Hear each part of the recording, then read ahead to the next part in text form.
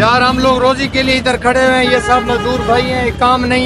আসসালামু আলাইকুম, হ্যালো বাংলাদেশ। আশা করি সবাই ভালো আছেন। এখন আমি আছি ইসলামাবাদে।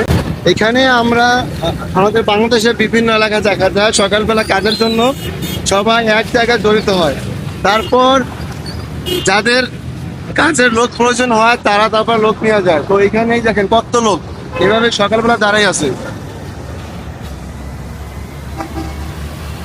এরা কিন্তু সবাই কাজের জন্য ওয়েট করতেছে, দেন কেউ আসবে তাদেরকে কাজের জন্য নিবে, সেটার জন্য অপেক্ষা করতেছে।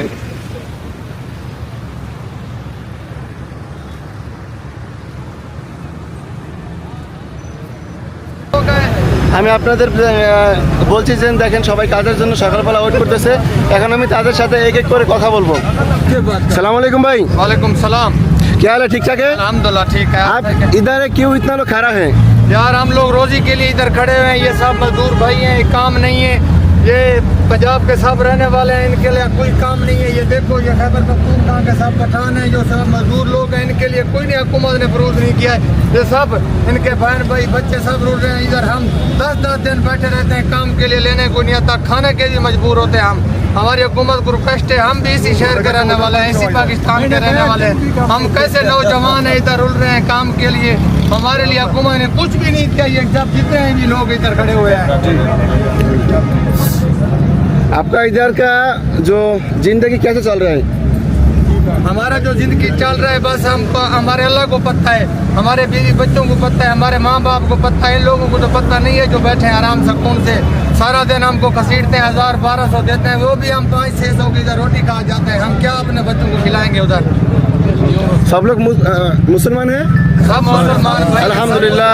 जो हमको इधर से लेकर जाता है, हमसे 5000 सा काम कराता है, हमको 1000 रुपया भी दिहाड़ी देता है, वो भी देने के लिए खुश नहीं होता है उधर शाम के लिए। उसके साथ झगड़ा करना पड़ता है, लांझा करना पड़ता है, फिर भी वो देने के लिए तैयार नहीं है।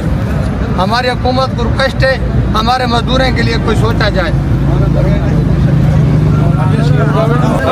महीना पूरा एक महीना हम इधर बैठे रहते हैं, चौकों पे रोड पे रुल रहे होते हैं, पीछे का कोई पता नहीं है, घर का कोई पता नहीं है।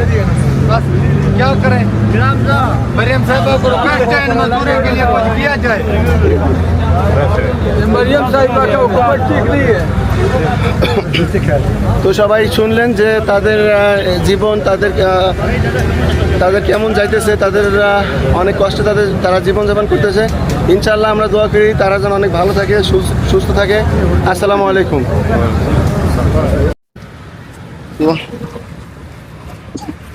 আপনারা দেখলেন যে তাদের জীবনযাপন কেমন চলে।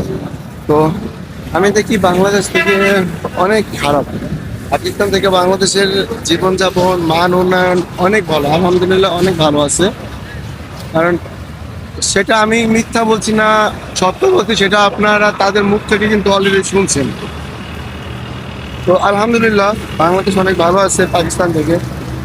তো আজকের জন্য আমি এখানে বিদায় নিচ্ছি, সবাই ভালো থাকবেন। আসসালামু আলাইকুম।